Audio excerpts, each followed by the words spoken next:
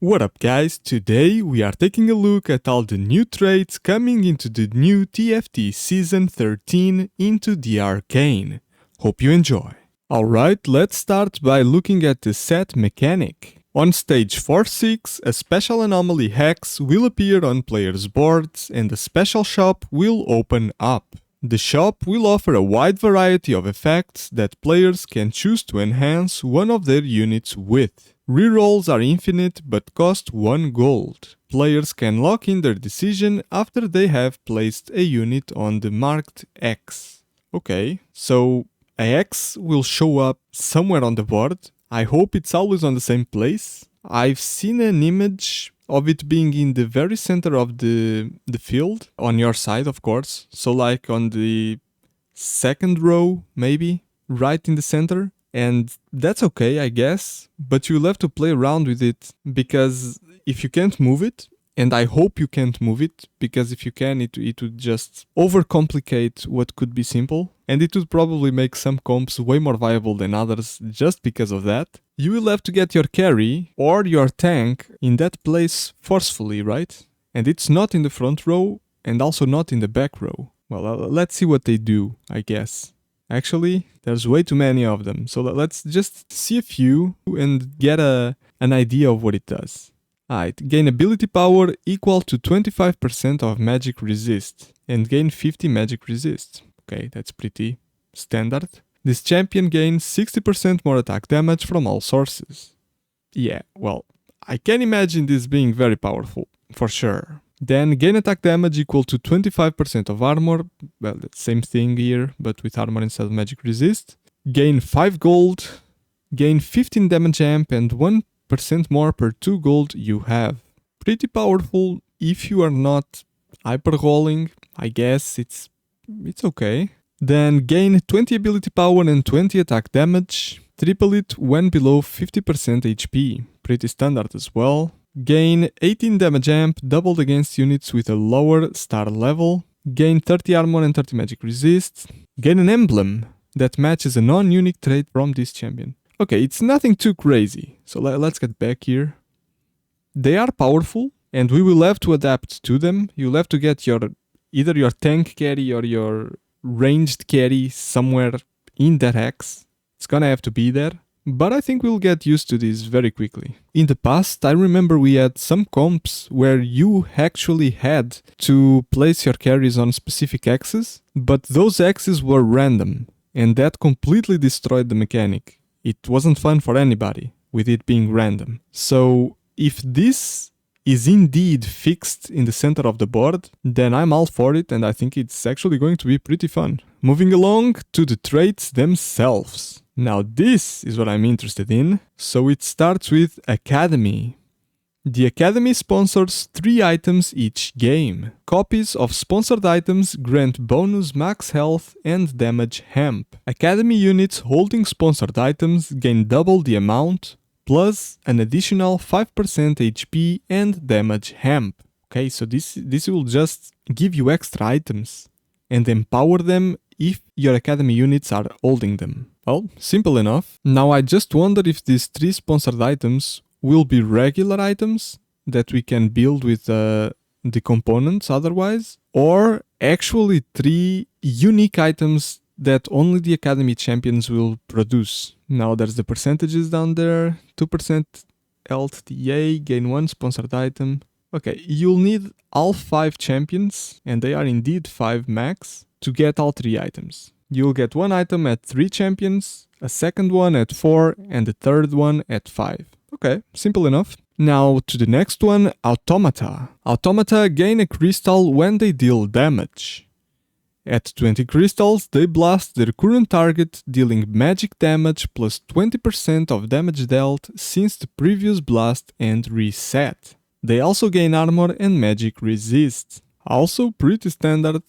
You get offense and defense in the same trait, which is interesting. Now we'll have to wait and see how often do you get to these 20 crystals, and if this damage justifies the waiting for 20 attacks, right? So the thing is, in one hand, this might not be enough damage for 20 crystals, depending on how long it will take to get them. If indeed this is just with any damage dealt you get a crystal, then it will be very, very fast. And in that case, it would be the reverse, and this could end up being a lot of damage. So we'll have to wait and see if you can get 20 crystals with like dot damage, or if it only counts with actual basic attacks. We'll have to test it out. Next up we have Black Rose. Each Black Rose champion star level increases Scion's power. Well, just from this we can tell that there is going to be a hyper roll comp with Black Rose. That's for sure. Now with 3 Black Rose champions, summon a Chained Scion, he is freed after 5 casts from Black Rose units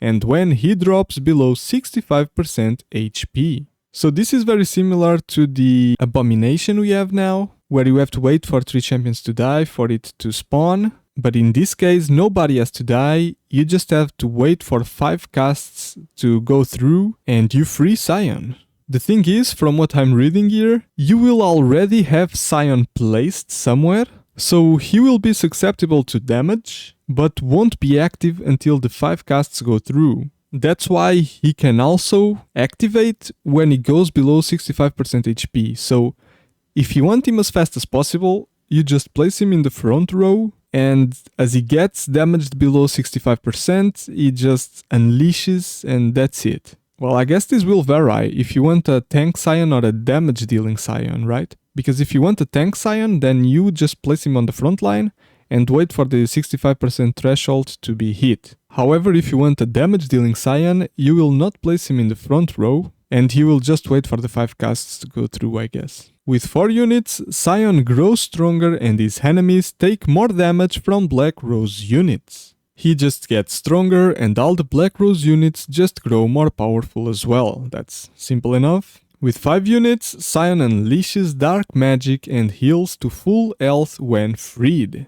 Okay, now this is powerful. Dark magic, I'm guessing it's just an AoE. Like when he's unleashed, he will probably just do a massive AoE around him, something like that. But healing to full HP, now that encourages the use of Tank Scion. So as I said at the start, I think that the Hyper Roll comps will only use 3 Black Rose units and will make Scion a damage dealer, and then the actual full Black Rose comps, that might be like a Fast 8 comp or something like that, will instead play Tank Scion to take advantage of the 5 unit trait. At least that's the idea I'm getting from reading this. With 7 units, when Scion dies, he restores to full life with power beyond death. Well, that's probably like Exodia and you win the game, right? But the thing is, you only have 5 units, so you'll need 2 emblems. So it's the same thing we have now. If you hit a prismatic emblem, you pretty much win the game unless somebody else also does that. Or if someone gets like a 5 cost to 3 star. There's no other ways to beat a prismatic emblem. Now next up we have Chem Baron. Gain Shimmer after each player combat. If your loss streak is at least 3, gain more. At each stack of 100 Shimmer, the black market offers you contraband that only Chem Barons can use. Chem Barons gain max health for each black market you pass on. That's pretty neat. Okay, I get it. So you're going to pass on to keep increasing that HP, and eventually when you feel comfortable enough, or you get a really good black market offer, you just roll with it, I guess. Okay. Next we have Conqueror. Conqueror's takedowns grant stacks of conquest. After gaining enough conquest, open war chests full of loot. Conquerors gain attack damage and ability power increased by 3% for each war chest opened. Now this is the kind of trait I like, where you get raw stats right off the bat, and then you keep scaling with more and more loot. And not only that, your attack damage and ability power keeps increasing by 3% for each war chest opened. Well, that's amazing. I think I just found my favorite comp right here, unless something else manages to be even better than this. But this is pretty much the kind of comp that I like. So I'm actually quite excited about this one. Next we have Emissary. This trait is active only when you have exactly 1 or 4 unique emissaries. Ambassa. Oh, okay, so this is actually the champions. Alright, so with Ambessa, allies gain 2 armor and magic resist for each opponent defeated.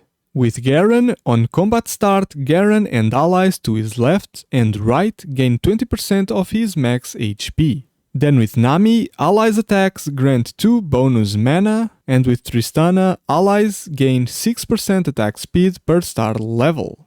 So there's another hyper role champion right there. Now remember that you only get this trait active if you have exactly 1 or all 4 emissary champions on the board. Now with 1 champion you gain that emissary's bonus, that's quite obvious, but thank you for explaining it there. And with 4 champions you gain all the bonuses, plus emissaries gain 300 HP and 30% DA. Okay, I'm not quite sure what DA is. Damage amp, right? Yeah, it's damage amp. Okay, so from what you've seen so far, I can already tell that there will for sure be a Black Rose Hyper Roll comp with the first 3 champions, as we have seen, and a Tristana right among them, because it really seems that this trait was built exactly for that. Next up we have Enforcer. Combat start, Enforcers gain shield and damage hamp. The highest health enemy units become wanted. When a wanted enemy dies, Enforcers gain 30% attack speed. Okay, so with 2 Enforcers, only 1 unit gets marked. With 4 you get 2 marked units, with 6, 4 units, with 8, 6 units, and if you manage to get all 10 Enforcers, you mark all units. Give a 100% shield to your champions, 150% damage hamp, and at the start of combat, you confiscate all enemy items.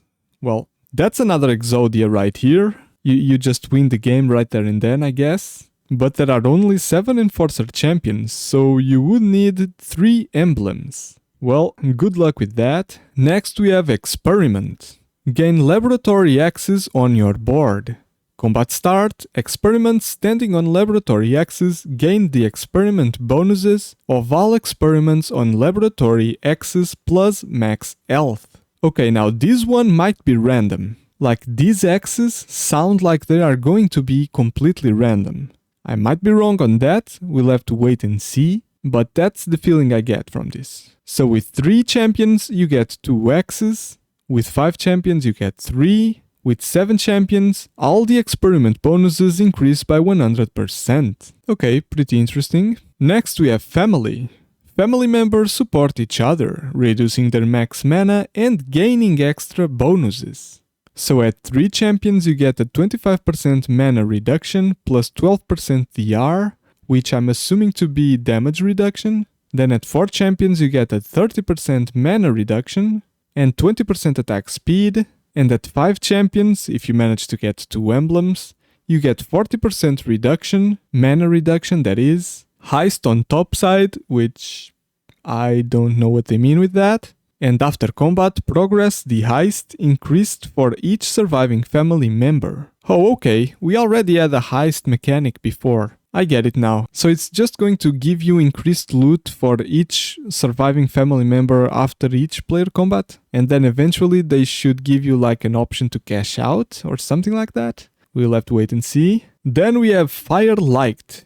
Every 6 seconds, Fayr Lights dash. While dashing, they attack with infinite range and deal a percentage of the damage taken since their last dash. Okay, so at 2 champions they heal 25%. At 3 champions 40%, and at 4 champions 45%, and while dashing gain a massive burst of attack speed. You will need 1 emblem for that however, but that seems quite achievable. Next we have High Roller. Oh okay, so these are the unique traits of the 5 cost champions. So let's see the High Roller trait, which belongs to Sevika. Okay. When casting, Sevika rolls a random Jinx modification to her ability and gains 80% durability for 1.5 seconds. And the first mod is Rocket. Launch 8 rockets that deal 100 physical damage each. Then we have the Shield modification, gain 500 shield for 4 seconds. Then the Coin, gain 3 gold. And then the Triple modification, which enhances a rolled ability. Well, that seems interesting. Now, if the rolls are completely random, as it says there, then you might just hit like a streak of 3 gold rolls and you just go rich, I guess. This seems like the perfect champion just to add to your team comp every time you can, I guess. So, well, now I'm curious to see what the traits are. So, High Roller, obviously, Cam Baron, and Pit Fighter. Okay, we haven't seen Pit Fighter yet, have we? Let me check. No, we haven't. Okay. We'll get to that eventually. Then we have another trait belonging to a 5-cost champion, which is Rumble, and the trait is Junker King. Every 3 rounds, open an armory to purchase permanent upgrades to your strongest Rumble's mech. Okay, so you're going to be spending some gold, I guess, to keep upgrading Rumble's mech. So moving along, we are now back to full team traits. Revel. Rebels gain 12% max HP. After your team loses 30% of their health, a smoke signal appears, granting rebels 60% attack speed for 4 seconds, and extra power for the rest of combat. Okay, so this activates at 3 champions, 5 champions, 7, and then 10, and you're going to need 2 emblems to activate the 10th trait. So there we go back to another prismatic trait, right? Next up we have Scrap. Combat start. Components held by scrap units temporarily turn into full items. Scrap units gain shield for 30 seconds for each component held by your team, including those that make up a full item. Well, a 30-second shield is just the same as saying the entire fight, because fights don't go for longer than 30 seconds. So with 2 champions you get 1 component, with 4 champions you get 3 components, with 6 champions you get all components, and full items become lucky. I wonder what lucky means, but for sure it's going to be an upgrade on every single item. And for what I'm seeing, there is about 1, 2, 3, 4, 5, 6, 7 champions. So you can always get the 6th champion trait active and always make your full items lucky even without an emblem. So this comp is looking very promising. Now if you manage to get all 9 with emblems, you generate radiant items. Yeah, that ought to win you the game right there and then. And then we have Ambusher. Damage from Ambusher's abilities can critically strike. They also gain bonus critical strike chance and critical strike damage. Well, this is just the assassin trait with a different name, pretty much, so simple enough. Next we have Artillerist, and I hope I'm pronouncing this right, because I'm not going to say Artillerist, since there is no H, so I guess it's gotta be Artillerist. So let's go with that. Every 5 attacks, Artillerists launch a rocket that deals 125% attack damage around the target. They also gain attack damage. Okay, so this is similar to like Cannoneer. We have one set 5.5, something like that I guess, that also gives you stats, so that should be fun. Next we have Bruiser. Okay, now this is a familiar one, and they didn't even change the name. Your team gains 100 max health. Bruisers gain more. Okay, everybody knows what Bruiser does. It's the exact same thing. But instead of flat HP, it's now giving you percentage-based HP. Then we have Dominator. Combat start. Dominators gain a shield for 15 seconds. When Dominators cast, they gain stacking ability power based on the mana spent. With 2 champions you gain 25% shield and 25% AP. 4 champions 500 shield, 50% AP, 6 champions 800% shield and 75% AP. That's also very straightforward, so moving along. Form Swapper. Innate. Form Swappers change their stats and ability based on if they are placed in the front 2 rows or back 2 rows. When placed in the front line, Form Swappers gain durability, and in the back line, Form Swappers gain damage hamp. That is also very simple.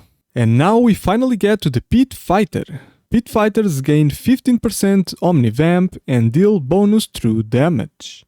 Once per combat, at 50% health, they heal a percentage of their max health over 2 seconds. With 2 units, you deal 6% true damage and heal for 10%.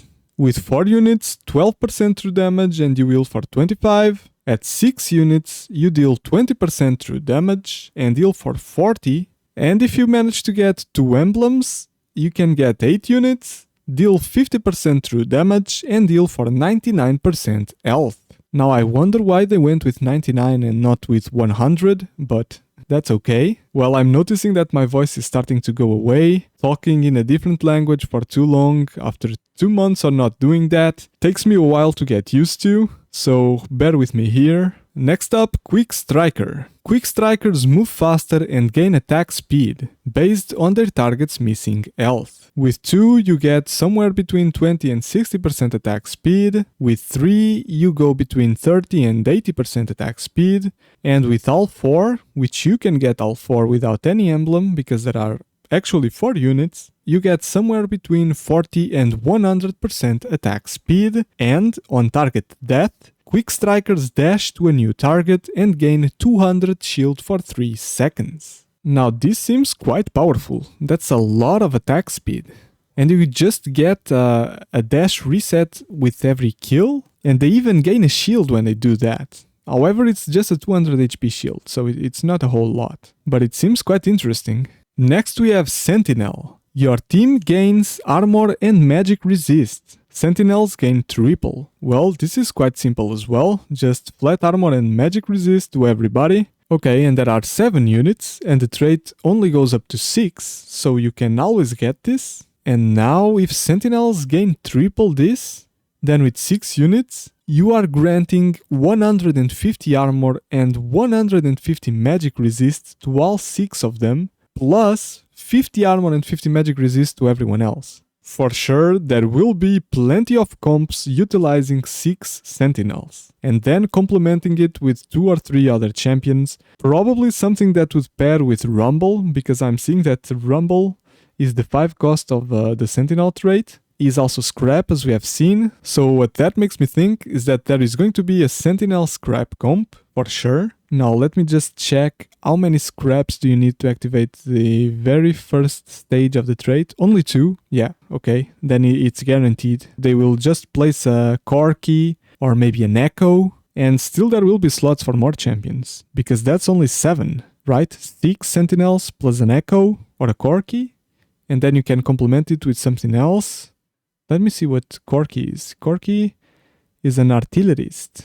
So you can get another artillerist, and that would complete your 8 champion comp. Of course, you can go to level 9 and 10 or make a tactician's crown and add even more champions, but you know, when we talk about comps, we usually talk about those 7 or 8 fundamental champions, and then we just adapt from there. So you could also get an Echo, which is Firelight, and Ambusher. So you can get a Jinx, look at that. A second 5 cost that you can complement Sentinel trait with. Okay, so we know that there are going to be plenty of comps, guys. And these are so many traits, and we haven't even finished them yet. There's going to be all kinds of crazy stuff going on with this. Okay, so we know that Sentinel is going to be the most versatile trait there is for sure, because you can just complement them with so much other stuff. And what I was looking at was just to complement Rumble. Now imagine if you want to complement Ilahoy instead. Then you can get a Rebel. But wait, Rebel? That's Jinx trait, isn't it? Let me see. Yeah, she is. Wow. Man, so you can get an Echo to proc Scrap, and then he will also gain the Ambusher trait with Jinx, and on top of that, you will also be proccing your Ilahoy Rebel trait.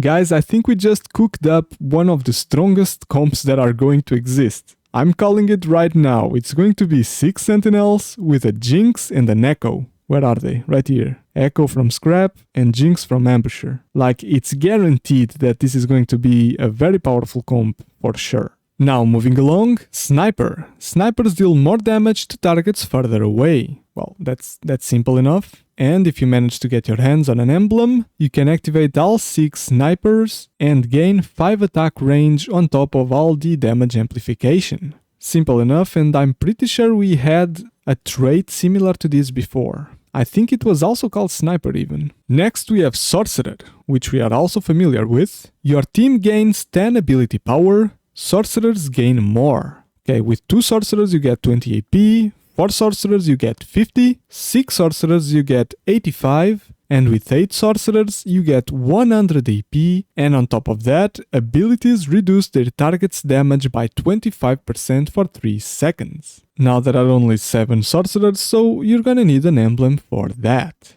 Next we have Visionary. Whenever Visionaries gain mana, they gain more. With 2 Visionaries you gain 25% mana, with 4 you gain 50, with 6 you gain 80, and with 8 you gain 100% extra mana and abilities heal an ally for 20% of damage dealt. So they just decided to add the X-Tech Gunblade passive here, which is quite nice, but you also need an emblem to hit the 8 champion trait. Now to the very last trait, Watcher. Watchers gain durability increased while above 50% health. So this is quite similar to the Vanguard trait we had in Season 12, I guess. With 2 champions you get 10% and then 25, with 4 you get 20 and 40, and with 6 you get 30 or 60. And there are indeed 6 Watcher champions, so you can hit the 6th trait without any emblems. Well guys, I think this season is going to be a blast. Hopefully they bring the golden item remover into standard, because in my opinion it is a must for the game, and I'm happy to have seen that they added it to the other game modes, but we need it in standard. It would open so many doors and make the game so much more fun. And as we have seen, when it comes to traits, there are so many new traits, man, and they are so different and so versatile. Also, they seem very well designed in the sense that you can mix and match them as you like. I can already envision so many comps being formed with mixes of this, and I can't wait to actually play it. I hope you guys enjoyed the video. We are all going to have so much fun this season. Thank you so much for watching, and as always, I'll see you in the next one.